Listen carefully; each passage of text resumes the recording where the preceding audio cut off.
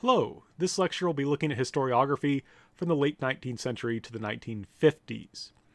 So I'm going to do something a little bit differently here in that I'm going to start with a quote from Herodotus to Hnet by Jeremy Popkin. This is an amazing book. If you want a good overview of historiography, this is great. I use this in helping to prepare these lectures. So let's just read the quote and then I'll kind of comment on it. By the time he died in 1886, Leopold von Ranke had become the symbol of a new approach to history, in which the study of the past was defined as a scientific enterprise to be conducted by professional scholars systematically trained in universities. Thanks in large part to Ranke and his students, an elaborate infrastructure to support this kind of history was developing throughout the Western world and even beyond its boundaries. Public archives preserved historical documents and made them available to researchers. Professional associations and scholarly journals helped them to share their findings with one another, and graduate seminars conducted along the lines of Ranke's courses at Berlin gave them opportunities to train younger colleagues.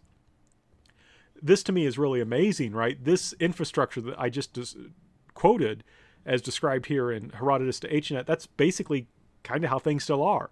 I mean, it's expanded. There's a lot more journals. There's a lot more professional associations, but that basic model is still here.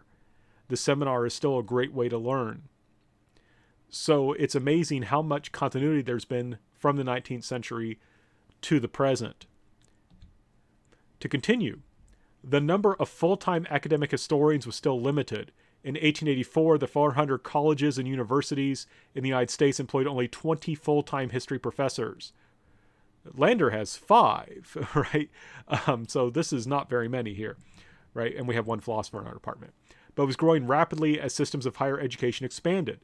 Governments and elites throughout the world saw the promotion of scientific historical scholarship as crucial for the development of a sense of national identity and cohesion. They were prepared to support and encourage university-trained historians who would in turn provide narratives of the past that school teachers could transmit to their students. Now, this is something that is important, especially in the 19th century, early in the 20th century. We just want to note it here. The idea is that the profession is being supported by governments, especially in Europe. In the United States, not as much, but in Europe, where there was a strong connection between the state and education, this was very important because there was an understanding that history could help create narratives that gave people a sense of national identity. The United States will also do this too. We just are a little bit behind in this period, behind the Europeans. But so I just want to note there is a political purpose to this, a belief that history could help build national unity. The history of the American people, right? That gives us a shared sense of identity. That will be questioned and challenged, right? But the idea here is that history and kind of the establishment can go together. To continue, embedded in a general culture in which historical thinking had achieved a central place, the discipline of history appeared to have established an unassailable position. So in the late 19th into the early 20th century, history's doing really great. Right? It's considered extraordinarily important in a practical sense, right? And I think you can see that, and I want to give you an example of an American historian who I think kind of exemplifies this, and that's a man named George Bancroft. George Bancroft was a government official who eventually would have training in Germany. So he's being exposed to like those ideas of von Ranke. So you can see this kind of connection between the government and history. And he was also a major proponent of education. And you kind of saw that in that quote. You know, there's this idea, the professors, the historians working in the university do this heavy-duty research, build narratives that then get taught to school teachers who then teach them to children to give us a sense of national identity. And it makes sense that if you want to build the identity, you, in a sense, you go to the origins. So Bancroft, his like big book was this book, The History of the United States, which focused on early American history, especially, right? That in a sense, what makes us a unified people is what happened early on in our history, right? The Declaration of Independence, the American Revolution, and all that. And for George Bancroft, his story told about the United States was one of providence. Bancroft had some theological training. I believe he was Unitarian. And he believed very much that God was guiding the United States, that the Americans, in a sense, have been chosen by God to have a special mission to the world. and that the world was getting better. There's this progress.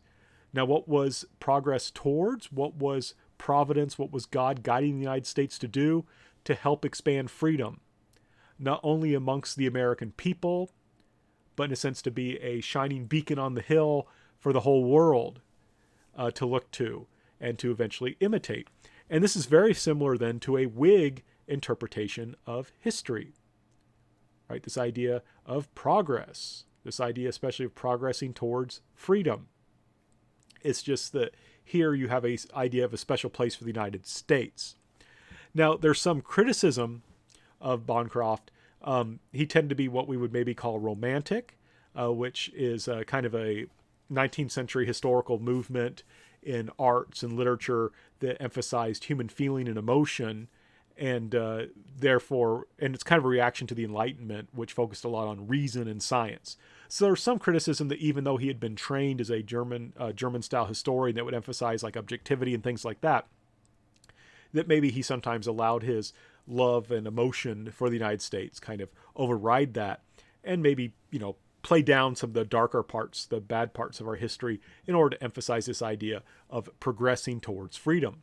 Now, as mentioned in that quote, an important part of the infrastructure of history that's being established in the 19th century is the establishment of professional associations. And so we're now going to look at the founding of the American Historical Association. Originally, historians have been part of an American Social Science Association, which included a lot of different kinds of people like sociologists, economists, things like that. But what's going to happen is historians argue, what we're doing is different. And so we want to form our own association, which what will happen then is a group of historians will break off and in 1884 establish the American Historical Association, the AHA. And to show you, or rather give you further evidence of this connection between history and the government, among these founders is former President Rutherford B. Hayes, right? There's this idea that you can be a politician, right? Someone who is very interested in participating in the government and determining how power is used to make a better United States, right? Someone like that chooses to use their time studying history and being active in the American Historical Association, right? I think that's very striking. That shows you how important history was during this time period. And it seems appropriate that Leopold von Ranke would be named the first honorary member of the association. A lot of the founders of the AHA were in fact trained in Germany, some by Ranke, and were really interested in his scientific, objective understanding of history. And remember, he used that understanding of history to serve the nation, right? You'll recall that he was part of the University of Berlin, which had as part of its mission trying to build up a German sense of unity to set the stage for political unification. So he had this idea we can use this scientific, objective understanding of history to serve the nation. That's very much a part of this. And you can kind of see that in the fact that the AHA would receive an official charter from the U.S. Congress in 1889. So in many ways, like I said, from that you saw from that quote, things are going really well for history. Right? It seemed in the late 19th and early 20th century that history was just in this, like they said, unassailable position. Who could possibly challenge this? We're doing great things. Things will challenge it, though. Now, one thing I should point out is we need to understand that there were challenges even while this was going on, right? It's just they were kind of weaker. And you can see that in the philosophy of Friedrich Nietzsche, right? Friedrich Nietzsche. So Nietzsche is an interesting guy. He studied for the pastorate. His father had been a Lutheran pastor. He had Nietzsche is German. There was a state Lutheran church there, or there is still. And he had studied to become a pastor, but eventually he kind of loses his faith. He becomes an atheist, and he decides to study language and becomes a philosopher. And you may say, well, what's the connection there? Well, we'll see later, and there's another video connected to this that you'll watch about Nietzsche. But the idea is that, can language accurately describe the world we live in? Can we actually communicate fully through language? Things like that. So questions of knowledge are often tied to language. And so that's why there's that connection between language and philosophy. And Nietzsche is famous for radically questioning traditional understandings of morality, truth, and our capacity to know either one. Right? So he'll really challenge how we understand what morality is. He will question whether we can know objective truth or know what is good. And he also tends to emphasize power. Right?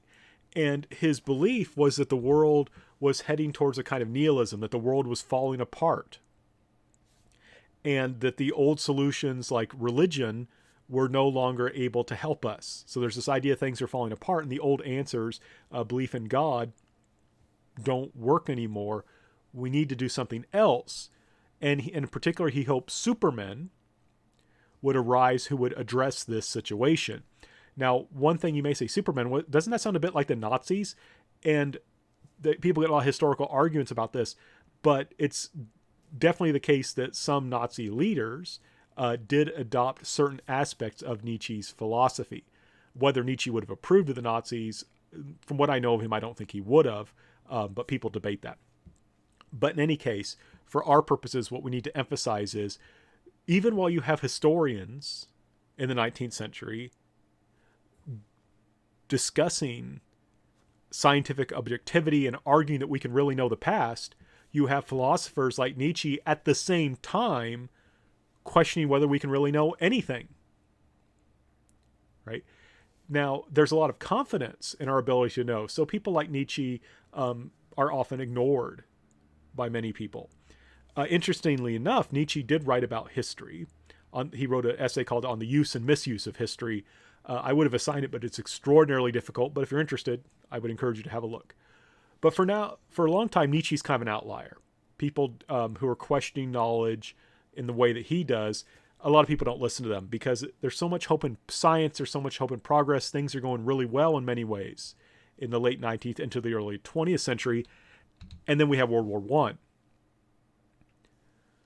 So in World War I, we take all this science and all this progress and use it to kill each other and create human suffering in new and previously unbelievable ways. So, for example, this is an image of British soldiers who've been blinded by poison gas. Battles in the past would take days, maybe weeks in the case of a siege, but World War I, battles can go on for months, kill tens of thousands of people, sometimes in a day, and not really change anything. So there's this kind of questioning by many people because of this suffering to say, well, how can we say that we had progress? We just had this terrible war that killed more people than a lot of other wars combined have killed, that brought new kinds of human suffering. How can we talk about progress? How can we talk about the promises of science when we kill each other like this? So this hurts a lot of those optimistic ideas. It's hard to be that optimistic about science and progress after World War I. Beforehand, it's fairly easy, right? Science is curing new diseases. It's helping us to travel faster and farther than we ever have before. But now, after this suffering, it's hard to have that much faith in progress. And also, there's a questioning of meaning. Now, these two images here are from a style of art called Dada, which if you translate, that's German. And by the way, you can see it says Dada right here. That's German. And if you were to translate in English, I think you could translate it as blah, blah, meaning meaninglessness. And even looking at these images, it almost hurts my eyes, right? It's very jagged. It's very disturbing. And the point of Dada art is to say there is no meaning, right? To basically say there's no point to anything. And remember, historians, we study causality. We had this basic question of how things have changed over time and why those changes happen. And we're trying to find why things happen and why is that important. Well, if there's no meaning, it doesn't really matter why things happened. In fact, there's no clear mechanism for why something causes something else. So basically, because of World War One, you have this major questioning. Can we know the good? Can we know what's true? These questions, these challenges to truth and objectivity that Nietzsche is raising, after World War One, a lot more people are willing to listen because of all the pain and all the suffering that came out of it. And people wonder if there is any meaning, and people wonder if we can make sense of this universe and understand cause and effect. However, there are historians who will continue to argue that meaning is important, right? There are historians who will say, you know, meaning is significant. We need to stay true to history. And one of those is a man named Marc Bloch. And I'm butchering his name. He's French. So I don't think it's just pronounced like that. The French have a much nicer way of pronouncing words than I certainly do. But Marc Bloch was an extraordinarily tough guy. He was French and Jewish, and he lived during a time when there was a lot of anti-Semitism in France. And he served very bravely during World War I. And one thing I think that is really striking, this is a quote from Marc Bloch, "I know only one way to persuade a troop to brave danger," he means like a platoon of soldiers he's leading, "brave it yourself." And he managed to get through like the entire war, which is amazing. Like I think he fought from 1914 to 1918 and survived. And this was his attitude, so it's amazing he survived. And he developed a deep admiration for the soldiers he served with and the soldiers he commanded. Right, so he was basically like a lower ranked officer. So he commanded soldiers, but he was in the trenches with them.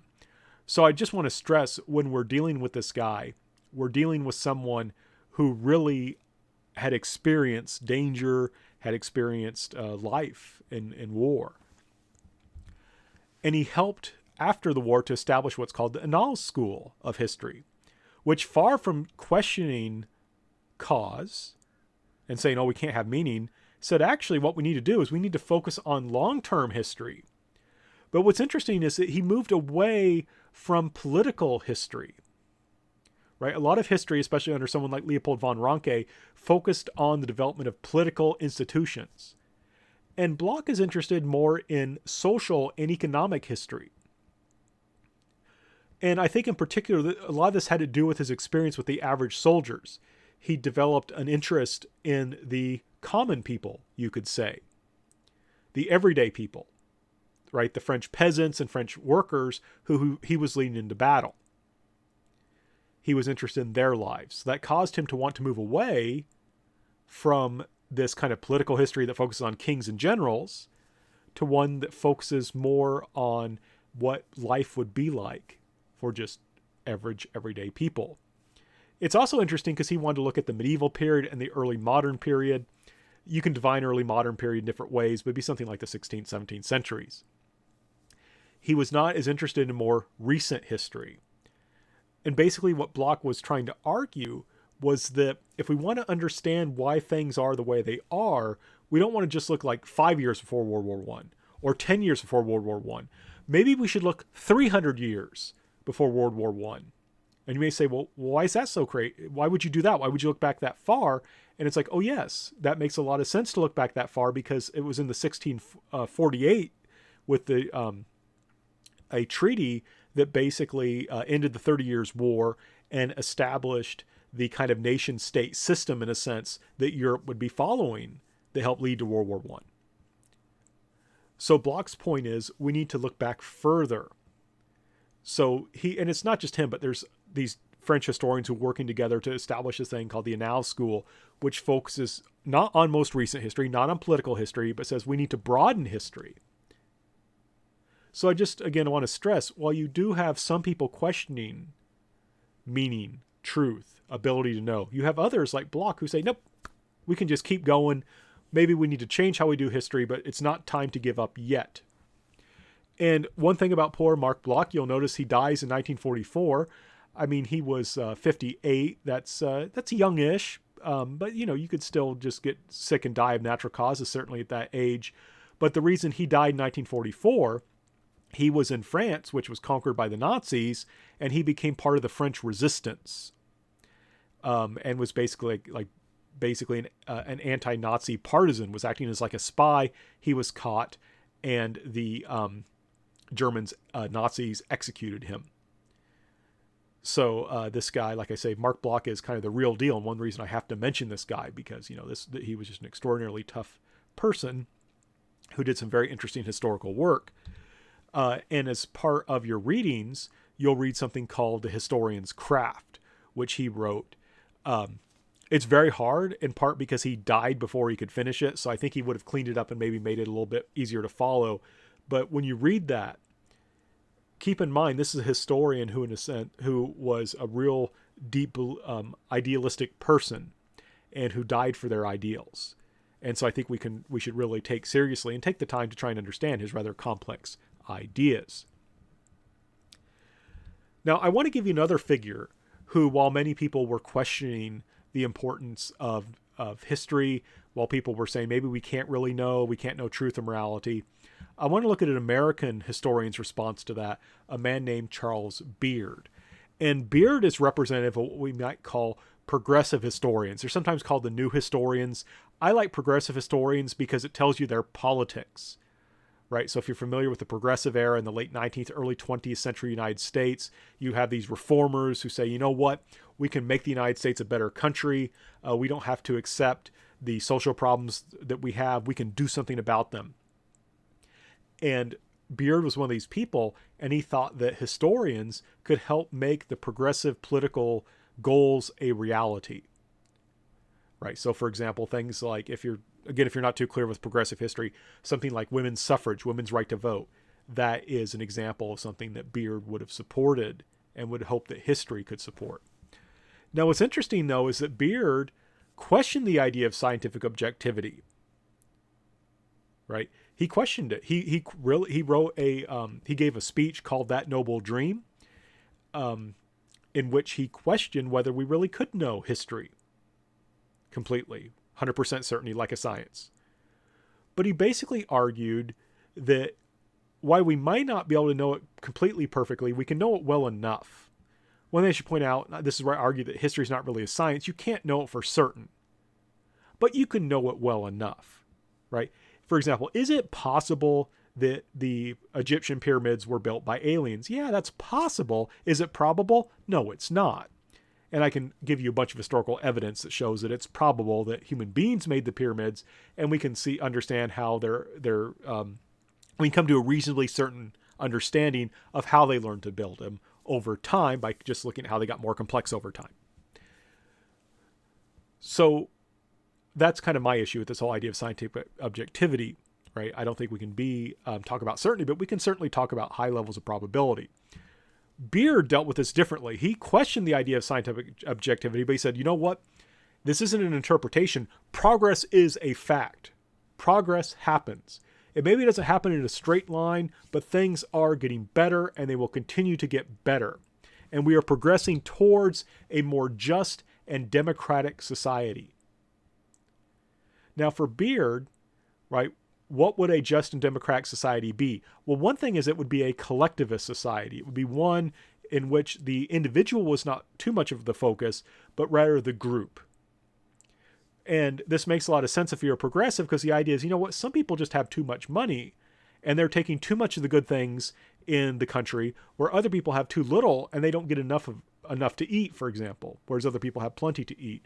We need to be more collectivist, right? Maybe we need an income tax, right, to redistribute some of that wealth. That would be his kind of idea.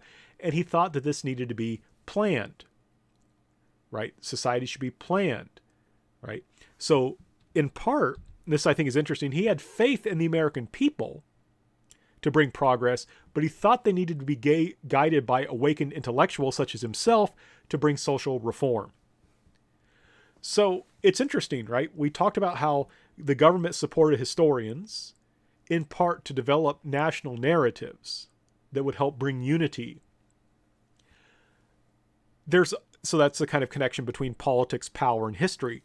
Beard is accepting a lot of that as well. But for him, it's not exactly so much about unity. We'll talk more about that later.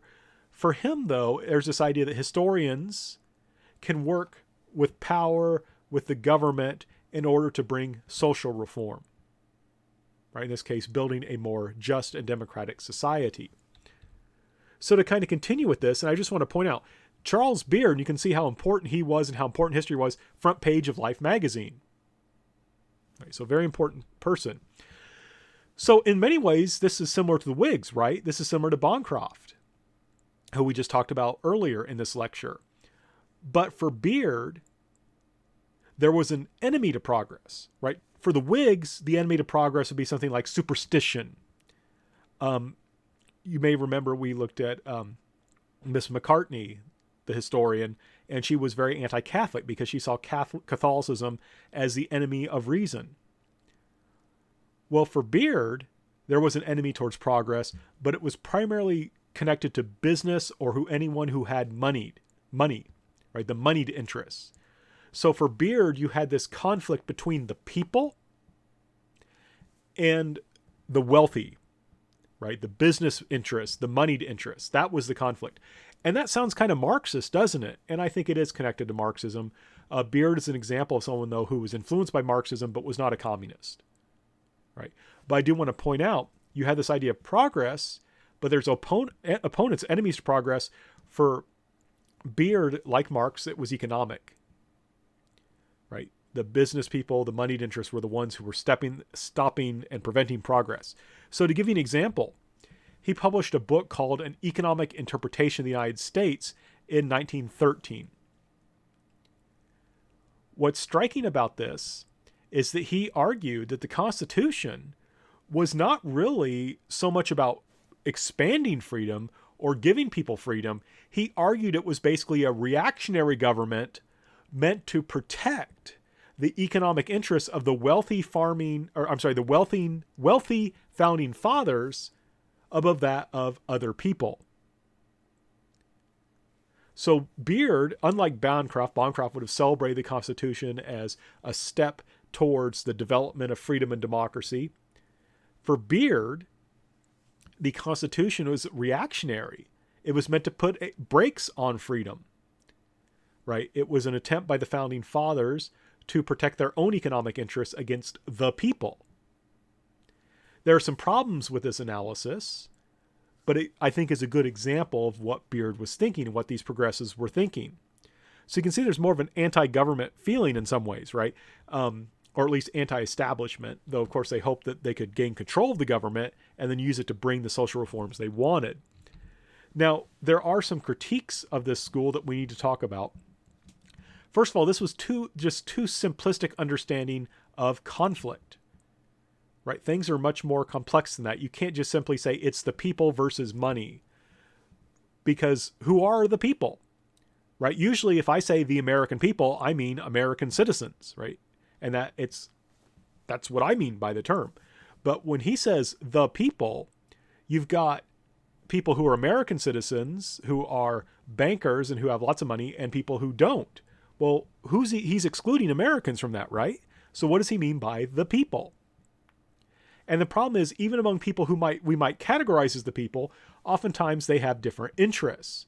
So for example, you might say workers, like factory workers and farmers are people, the people, right? They represent the people, but they could have very different interests. For example, workers want cheap food, but farmers want to sell their food at high prices. So we can't simply say it's the people versus the rich. There are conflicts within the people.